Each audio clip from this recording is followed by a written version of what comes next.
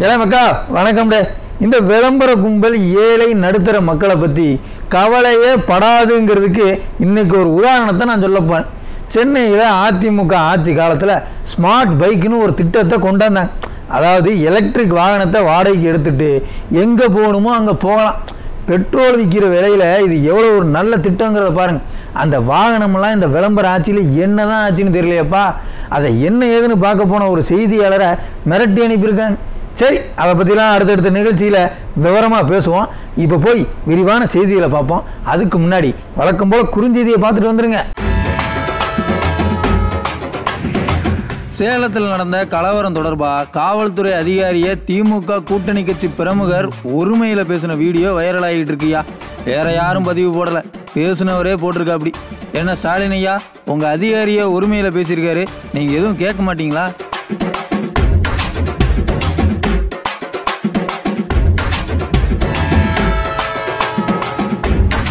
சவுக்கு சங்கரை தப்பு பண்ணிட்டாருன்னு சொல்லி கைது பண்ணியிருக்காங்களா, இல்லை திராவிட மாடல் பண்ணுற தப்பையெல்லாம் வெளியில் சொல்கிறாருன்னு கைது பண்ணியிருக்காங்களா?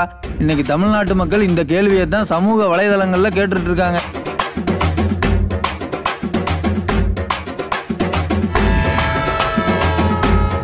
திருநெல்வேலி காங்கிரஸ் கட்சி பிரமுகரோட கொலை, தமிழ்நாட்டில் சட்டம் ஒழுங்கு எப்படி சீரழிஞ்சு கிடக்கு, உளவுத்துறையும் காவல்துறையும் எப்படி உறங்கிட்டு இருக்குன்னு பல விஷயங்களை நமக்கு புரிய வச்சிருக்கியா.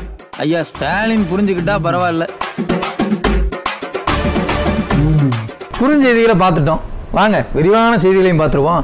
தீவெட்டிப்பட்டியில் தீ வச்சது யாரியா அப்படிங்கிற கேள்விதான் கடந்த சில தினங்களாக கொழுந்து விட்டு எரிஞ்சிக்கிட்டு இருக்கல. திருவிழாவை பற்றி பேச போன இடத்துல கல்லடி விட்டு கலவரமாகி சில கடைகள் தீக்கரையாயிருக்கு. பாருங்க, நாட்டில் சமத்துவம், சகிப்புத்தன்மை, சட்டம் ஒழுங்கெல்லாம் எந்த லட்சணத்தில் இருக்குன்றத பாருங்க. திராவிட மாடல்னு பெருமை பேசுகிற பொம்மை முதலமைச்சர் ஆட்சியில் தான் இந்த மாதிரியான சம்பவங்கள்லாம் நடக்குது. கோடை காலம் வந்துட்டு தண்ணி பஞ்சம் தலை விரித்து ஆடுது. இந்த மாதிரி நேரத்தில் ஊர் ஜனங்க மழை வரணும்னு வேண்டி மாரியம்மனுக்கு திருவிழா எடுக்கிறது வழக்கம். தமிழ்நாட்டில் நிறைய ஊர்களில் மாரியம்மன் கோவில் திருவிழாக்கள் இந்த கோடை காலத்தில் தான் நடக்கும். இந்த விளம்பர கவர்மெண்ட்டுக்கு தண்ணி கொடுக்கத்தான் முடியல.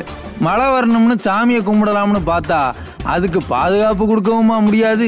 சேலம் மாவட்டம் தீவெட்டிப்பட்டியில் பெரிய மாரியம்மன் கோவில் திருவிழா நடத்துறது சம்பந்தமாக 2 தரப்பினருக்கு இடையில பிரச்சனை ஆயிடுச்சு. அந்த பிரச்சனை சம்பந்தமாக பேச்சுவார்த்தை நடத்த போன இடத்துல சமாதானம் நடக்கலை, பிரச்சனை சண்டை ஆயிடுச்சு. தேசிய நெடுஞ்சாலையில் 2 தரப்பும் மாறி மாறி கல்லெடுத்து வீசி தாக்குதல் நடத்தியிருக்காங்க.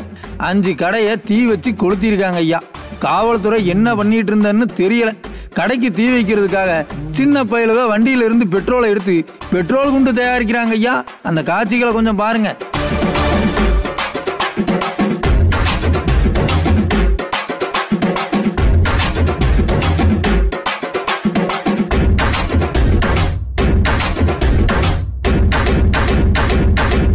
ரெண்டு தரப்புக்கும் இடையில பிரச்சனைன்னு தெரியுது. காவல்துறை உஷாரா இருக்க வேண்டாமா? இப்படியா பெட்ரோல் பாம்பு செய்யற அளவுக்கு அசால்ட்டா இருக்கிறது? சரி, நடந்தது நடந்து போச்சு.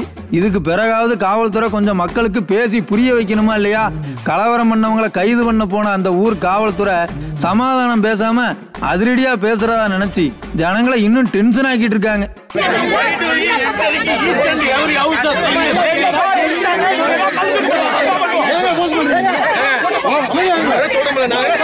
அந்த அதிகாரி கலவரம் பண்ண போனவங்களை கைது பண்ணத்தான் போயிருக்காரு. ஜனங்க வழக்கம் போல ஊர் பசங்களை கைது பண்ண விடாம தடுத்துருக்காங்க. இந்த இடத்துல என்ன செய்யணும்? பேசி புரிய வைக்கணும். அதை விட்டு மேல மேல கத்திக்கிட்டே இருந்தா டென்ஷன் தானே ஆகும். சரி, பொம்மை முதலமைச்சரோட தலைமையில இருக்கிற காவல்துறை தான் இப்படி மக்களோட மல்லு கட்டிட்டு இருக்குன்னு பார்த்தா பொம்மை முதலமைச்சரோட கூட்டணியில இருக்கிற ஒரு கட்சிக்காரங்க அதுக்கு மேல இருக்கிறாங்க. காவல்துறை அதிகாரிய ஒருமையில பேசி திருப்பி அடிக்கிறத பத்தி எல்லாம் பேசியிருக்காங்க. சேலத்தில் கூட நேற்றைக்கு முதல் நாள் தீவெட்டிப்பட்டியில கோவில் நுழைவுக்காக நாம் முயற்சி செய்கிறோம். தீவெட்டிப்பட்டியில் தலித்துகள் உள்ள நுழைந்தா அடிச்சு நடத்துறோம். இதுக்கு அங்க ஒரு எஸ்பி ஒருத்தர் இருக்கான், அருள் கபிலன் பேரு. கோவில நுழையக்கூடாதுன்னு சொல்றவங்க கைது செய்ய உனக்கு துப்பு இல்ல, உனக்கு துணிச்சல் இல்ல. ஆனா தலித்துகள் உள்ள நுழைஞ்சா அவங்கள வீடு போகுது நீ அடிக்கிற. திருப்பி அடிக்கிறதுக்கு எவ்வளவு நேரம் ஆகும்? நாங்க பொறுப்புள்ள ஆளு ஒருத்தர் பேசுற பேச்சா இது? கேட்டா நான் அந்த அர்த்தத்தில் பேசல, முழுசா பாருங்கன்னு உருட்டலாம். ஆனா இந்த மாதிரி கலவரம் நடக்கிற காலத்துல வார்த்தைகள் மேல கவனமா இருக்கணும். நீங்க என்ன வேணாலும் நினைச்சு பேசலாம், ஆனா ஜனங்க அதை எப்படி எடுத்துப்பாங்கன்னு தெரியாது. விசிக நிர்வாகி வன்னியரசோட பேச்சு இன்னைக்கு மக்களை தூண்டும் விதமாக தான் இணையதளங்களில் வளம் வந்துகிட்டு இருக்கு. இந்த இடத்துல யார் மேலே தப்பு யார் மேலே சரின்னு பேசுறதுக்கு முன்னாடி உல்லாச உலகம் எனக்கே சொந்தம்னு ஜாலியாக இருக்கிற ஆளுந்தரப்புக்கிட்ட சில கேள்விகளை கேட்க வேண்டியிருக்கு. நாட்டில் அமைதி நிலவரதாகவும் சமத்துவம் சகிப்புத்தன்மை நிலவரதாகவும் பேசிக்கிட்டு இருக்கிற பொம்மை முதலமைச்சர் இந்த சம்பவத்துக்கு என்ன பதில் சொல்ல போறாரு? அவர் தலைமையில் இயங்குற காவல்துறைக்கு மக்களை எப்படி கையாளணும் எப்படி சமாதானப்படுத்தணும்னு தெரிய மாட்டேங்கி. அவரோட கூட்டணியில் இருக்கிற கட்சிக்காரங்க அவரோட காவல்துறை அதிகாரி ஒருத்தரை ஒருமையில் பேசுகிறாங்க. இதெல்லாம் பொம்மை முதல்வருக்கு தெரியுமா?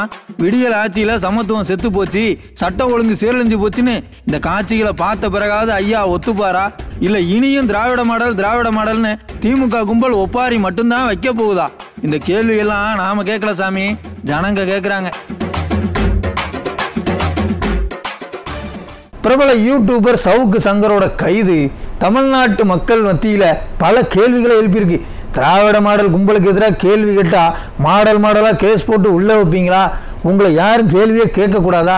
கேள்விகளுக்கு அப்பாற்பட்டதா இந்த திராவிட மாடல் அப்படின்னு நாம் கேட்கல, ஜனங்க கேட்குறாங்க. பொழுது விடிஞ்சா போச்சு. விடியா திமுக கும்பலை தினம் துவச்சி புழிஞ்சிக்கிட்டு இருந்த சவுக்கு சங்கரை காவல்துறை கைது பண்ணியிருக்கு. எதுக்கு சவுக்கு சங்கரை கைது பண்ணாங்க? சவுக்கு சங்கர் நல்லவரா? அவர் பேசுறது எல்லாமே உண்மையா? அதெல்லாம் கிடக்கட்டும் பாஸ். சவுக்கு சங்கர் கூட இருந்தவங்கெல்லாம் என்ன தப்பு பண்ணாங்க? அது எப்படி எல்லார் மேலேயும் கேஸ் போடுதாங்க? சவுக்கு சங்கரோட நிறுவனத்தோட தொடர்புல இருக்கிற சிலர் மேலே வழக்கு பாஞ்சிருக்கிறதா தகவல் வந்திருக்கு. எப்படி அது எல்லாமே ஒரே வாரத்துக்குள்ளே நடக்கும்? ஆக சவுக்கு சங்கர் தப்பு பண்ணிட்டாருன்னு உள்ள தூக்கி வைக்காங்களா? இல்லை திமுக பண்ணுற தப்பையெல்லாம் வெளியில் சொல்லிட்டாருன்னு உள்ள தூக்கி வைக்காங்களா? அட நாம கேட்கல, ஜனங்க கேட்குறாங்க. கேட்கறது மட்டும் இல்லை, ஐயா நேரு பேசின ஒரு பழைய வீடியோ ஒன்னையும் ட்ரெண்ட் பண்ணிக்கிட்டு இருக்காங்க. வந்திருக்கிறவர் டிஎஸ்பி ஆகியிருக்கிறார். எங்களுடைய எஸ்ஐ அவர் எனக்கு செக்யூரிட்டி எங்களோட என்னை அழைத்து கொண்டு போனவர். இன்னைக்கு டிஎஸ்பி ஆக பதவி உயர்வு பெற்று இங்கு வந்திருக்கிறார்.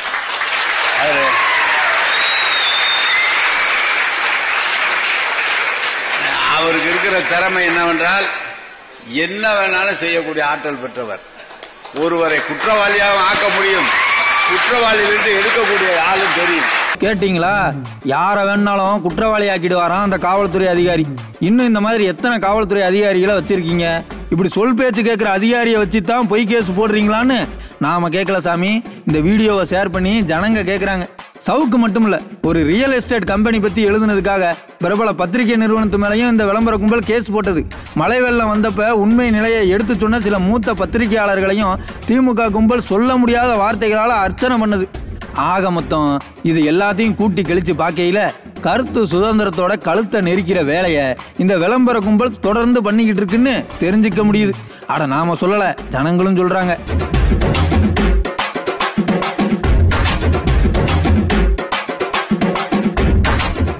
அதாவது அரசியல் கட்சி பிரமுகர்களுடைய உயிருக்கு இந்த ஊரில் பாதுகாப்பு இல்லைன்னு சொன்னால் சாதாரண ஜனங்களுக்கு எப்படி பாதுகாப்பு இருக்கும்? ஐயா திடுதுப்புன்னு ஒரு கொலை நடந்தால் ஒன்றும் செய்ய முடியாது, ஒத்துக்கிடுதோம். ஆனால் ஒருத்தர் என்ன கூலிப்பட துரத்திக்கிட்டு இருக்கு அப்படின்னு கைப்பட எழுதி கொடுத்த பிறகு காவல்துறை ஒரு கொலையை தடுக்க தவறி இருக்குன்னு சொன்னால் இதை என்னன்னு சொல்கிறது? காங்கிரஸ் கட்சியோட நெல்லை கிழக்கு மாவட்ட தலைவராக இருந்த ஜெயக்குமார் காணாமல் போயிட்டாரியா. சொந்த பந்தமெல்லாம் போலீஸில் போய் கேஸ் கொடுத்துருக்காங்க. காவல்துறை பெருசாக எந்த நடவடிக்கையும் எடுக்கல. 2-3 நாள் பிறகு ஜெயக்குமார் சடலமாக தான் கிடச்சாரு. பாதி எரிஞ்ச நிலையில தான் அவர் உடம்பு கிடச்சிருக்கு. இதை செஞ்சது யாருன்னு பார்க்கறதுக்கு முன்னாடி காவல்துறை என்ன செஞ்சிட்டு இருந்ததுன்னு நாம் பார்க்க வேண்டியிருக்கு. ஏன்னா போன 30ஆம் தேதியே ஜெயக்குமார் காவல் கண்காணிப்பாளர்கிட்ட ஒரு புகார் ஒன்று கொடுத்துருக்காரு. அதில் என்ன எழுதியிருக்காருன்னா, இந்த மாதிரி என் வீட்டை சுற்றி சில பேர் நோட்டம் போட்டுட்டு இருக்காங்க, திருட்டு பயலுவன்னு நினச்சேன், ஆனால் எனக்கு சில கொலை மிரட்டல்கள் வந்திருக்கு. அதை வச்சு பார்க்கையில் இந்த கும்பல் கூலிப்படையாக இருக்கலாம், எனக்கு சிலர் மேலே சந்தேகம் இருக்குன்னு சொல்லி காங்கிரஸ் கட்சி எம்எல்ஏ ரூபி மனோகரன், காங்கிரஸ் முன்னாள் தலைவர் தங்கபாலு உட்பட சிலர் பேரை எழுதி கொடுத்துருக்காரு. நான் செத்தா அதுக்கு காரணம் இவங்களாத்தான் இருக்கும்னு தெளிவுபட சொல்லியிருக்காரு.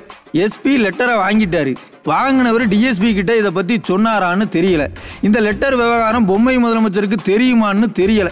உளவுத்துறை என்னதான் செஞ்சிட்டு இருந்ததுன்னு புரியல. ஏன்னா அரசியல் பிரமுகர்களோட பேர் அடிபடுதுல்ல, அதுவும் சிட்டிங் எம்எல்ஏவோட பேர் அடிபடுது. இதை காவல்துறை கண்ணும் கருத்துமா பார்க்க வேண்டாமா? இதையே பார்க்கலன்னா எதைத்தான் இவங்க பார்ப்பாங்க? யார் திராவிட மாடலை பற்றி எதிர்த்து பேசுகிறா, திமுக கும்பல் பற்றி உண்மைகளை பேசுகிறான்னு மட்டும்தான் உளவுத்துறை பார்க்குமா என்ன? என்னமோ இவ்வளவு மோசமான மந்தமான ஒரு ஆட்சியை இது வரைக்கும் தமிழ்நாடு பார்த்ததில்ல சாமி. நல்லா கொடுத்தாருங்க விடியலு. திமுக கும்பல் இதுக்கு பிற்பாடும் நாட்டில் சட்டம் ஒழுங்கு சூப்பராக இருக்குன்னு நாடகம் போட முடியாதுய்யா. நாடு எப்படி கெட்டு கிடக்குன்னு தெளிவாக தெரிஞ்சிருச்சு. இந்த அரசியல் பிரமுகர் கொலையை விடுங்க, ஒரு போதை இளைஞர் போலீஸை கல்லை விட்டு அடிக்கிறதும் போலீஸ் போதை இளைஞரை கட்டையை வச்சு அடிக்கிறதும் அப்பப்பா கண்கொள்ளா காட்சி. நடு ரோட்டில் போதை ஆசாமிகள் பண்ணுற அளப்பறையை ஊரே பார்த்து சிரிச்சுக்கிட்டு இருக்கு. ஆட்சியாளர்கள் இனியாவது முழிச்சுக்கணும். சரி மக்களே, இன்றைக்கி நிகழ்ச்சி இதோட முடிஞ்சது. நாளைக்கு மறுபடியும் வந்து உங்களை சந்திக்கிறேன். நன்றி, வணக்கம்.